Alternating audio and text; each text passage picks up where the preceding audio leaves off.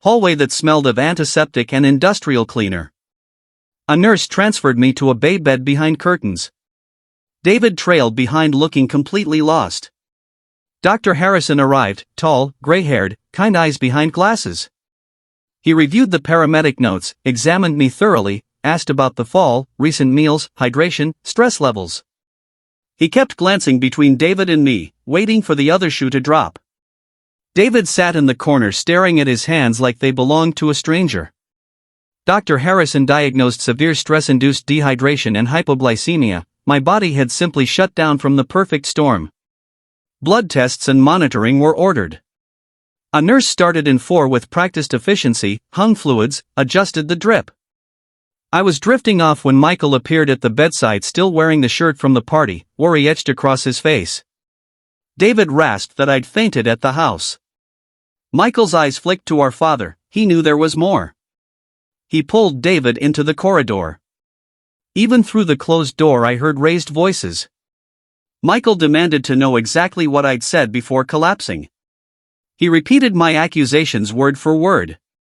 Sophia arrived with my phone charger and an overnight bag, spotted the argument through the glass, and came straight to me instead. She asked softly what I needed and whether David should stay. My voice cracked when I said I couldn't handle him right now. Sophia opened the door, politely but firmly told David to go home and let me rest. Michael backed her up. Dad had done enough damage for one day. David, deflated, shuffled down the hallway looking suddenly ancient. Dr. Harrison returned with results: malnourished, dangerously elevated blood pressure for my age, clear signs of chronic stress. He asked directly if I felt safe at home and whether the family conflict that landed me here was ongoing. Telling him about the party and being excluded because I resemble my mother broke something open. His professional. The boardroom fluorescents were harsh, bleaching every expression into something brittle. My father spoke first, his tone even, almost clinical: "You're on leave until you apologize to your daughter." A pen froze above a legal pad. My sister angled her head, feigning hurt, but the tiny curl at the corner of her mouth betrayed her. I stood beside my stalled presentation, thumb working the clicker until the plastic squeaked. Nobody moved. Nobody defended me. Nobody even shifted in their seats. I didn't protest. I simply said, "Fine." If my father had any idea what that single word would ignite, he would have swallowed it whole. I was raised in a home where quiet was marketed as peace. It took me decades to recognize it was just control wearing softer clothes. My sister mastered the system young. She once burst into tears over colored markers in 5th grade, and before the teacher finished her sentence my father was there, new art kit in hand, stroking her hair. I walked out with the same half-used set and a gentle lecture about being the bigger person. Being the bigger person became my job description long before I ever signed one. I still remember the day the university envelope arrived, heavy paper, my name centered like it belonged there. I carried it to the kitchen, palms pressed against it as though it might fly away. Dad glanced at the first line, gave a curt nod, and dropped it next to the grocery coupons. 10 minutes later my sister swept in waving a diamond, and suddenly the house rang with champagne corks and congratulatory calls. My letter vanished beneath a tower of cocktail napkins before dinner. That was the moment I understood, achievement mattered less than theater. After Mom died, the scales tipped further. She had been the only one who noticed when my jaw locked or when I worked until the streetlights came on. Without her, Dad's blind spot grew teeth. My sister never changed, she simply met less friction. At the company, the pattern sharpened into spreadsheets and deadlines. I took a cramped back office with buzzing tubes and turned it into 3 floors of engineers who believed in me.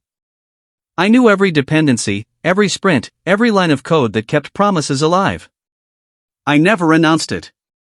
I just delivered. My sister, meanwhile, perfected the art of selling dreams she couldn't build. 4-week launches for work that needed 16. Budgets that forgot load testing and human exhaustion. Dad always sided with her. "She owns the relationship," he'd say. "Make it happen." So we did. Nights melted into dawns. My people rubbed red eyes under monitor glare. I stayed longest, patching holes, rewriting plans, swallowing fault she passed like a baton. Dad never asked how. He only repeated the old refrain, "Your sister brings in the deals, you bring in the results." I never argued. I just kept records. It became my private dialect, timestamps, meeting minutes, risk registers, quiet proof no one asked to see. The final project before the suspension finally forced me to admit what I'd known for years. My sister sold another fantasy. Dad greenlit it before I even opened the deck. When I walked in with the real numbers, he gave me the same weary smile he'd used when I was 9 and begging for fairness. I would bend, he was certain. I always had. Standing outside that boardroom, something crystallized. I had spent my life shrinking to fit a space that was never meant to hold me. That was the day I located the exit and started walking toward it without telling anyone. The corridor felt refrigerated. Colleagues parted like curtains, afraid proximity might taint them with whatever fallout was coming. No one said my name. No one looked up. On my floor a new org chart was taped beside the elevators, her name in bold at the top of the column I had constructed from scratch, mine erased completely. Not an accident. A revision. My phone vibrated against my thigh. You okay? Are we still running your schedule? They're saying things upstairs. I flipped it face down and let it tremble against the desk. Dad rang minutes later. He didn't ask how I was. He asked whether I understood how this looks. Same tone he'd used when I was 12, and he explained why she got the bigger bedroom. Just smooth it over, he said. Family first. Family tasted like paper in his mouth. When I ended the call she was already leaning in my doorway, no knock, owning the threshold because he'd handed her the keys. You can stop this, she said, syrupy. One little apology. She flicked imaginary dust from her blazer, checked her reflection in my blank monitor, smiled at the winner she saw there. I didn't reply. I simply felt something inside me settle, like a lock sliding home. She waited for the usual pushback she could spin into victimhood. Instead I closed my laptop, stood, and gathered my portfolio. That's it, she asked, almost laughing. I nodded. Fine. I shut the door. The click was soft, almost courteous, but it drew a border I had never drawn before. The office looked foreign suddenly, the glass, the diplomas, the low hum of servers. Everything I had guarded, everything taken as granted. I pulled my hair into a knot, the motion grounding, then opened the drawer. First went the files no one else ever touched, scope docs, risk logs, midnight notes, payment trails, every signature, every date. I laid them in perfect rows, verifying, aligning, moving with the same calm I used when tracing a critical bug. No hurry. Just accuracy. Diplomas came down, wrapped like fragile bones. Awards followed. The walls went pale, ready for whoever would next pretend they understood the weight of this chair. Messages kept flooding in the team, peers, even people who'd watched the boardroom and said nothing. I turned the screen down. Quiet was tidier. I opened a blank page, not to plead, not to accuse, just to end. Resignation, 2. Paragraphs, emotionless. Then the real document. A complete, date-stamped archive of every promise she'd made without asking whether the math allowed it. No narrative. No spin. Just evidence. 2 hours slipped by like deep sleep. When the attachment was ready it wasn't a weapon, it was a spotlight. I hovered over send, not hesitating, simply choosing the exact second. Precision matters in quiet revolutions. I sent it to the board, to every VP, to every client whose expectations had been inflated past structural integrity. Subject line, project documentation and current status. The phone exploded within a minute, General Counsel, Chairman, 2 major accounts.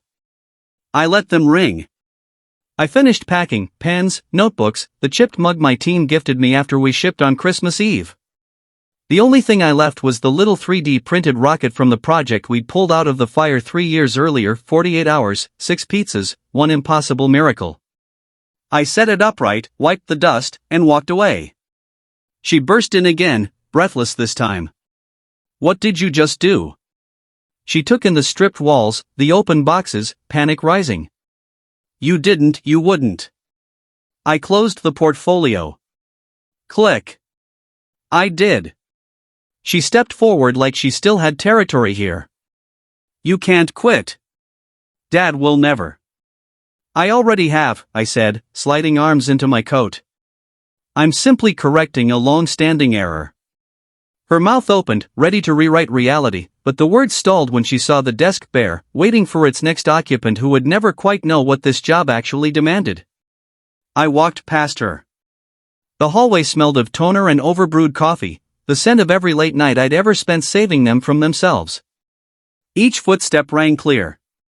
By the elevator I had already confirmed tomorrow's meeting with counsel and accepted the offer I once turned down for loyalty that was never returned. Dad left a voicemail, we need to talk. Don't do anything permanent. Too late. Permanence had already happened the moment I stopped catching what they kept dropping.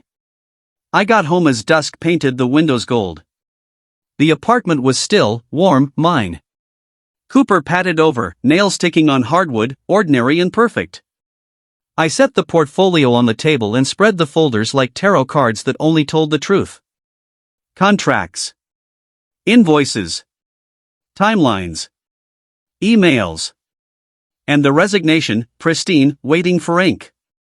I signed with a hand that didn't shake. I closed the leather cover, tracing the edge the way one might trace a scar that no longer hurt.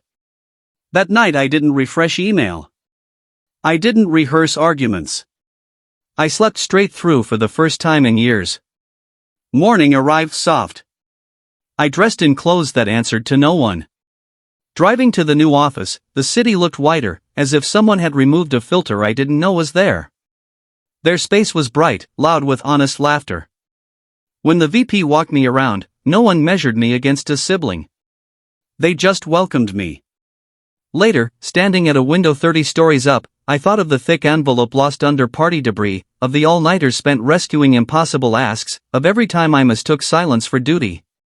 Then I thought of the empty desk, the signed letter, the portfolio resting on my own table, no theatrics, no screams, just facts and a clean exit. Leaving wasn't defeat. It was the first breath I'd taken that was entirely my own. Silence is not submission. Sometimes it's the sound of a door you finally allow to close.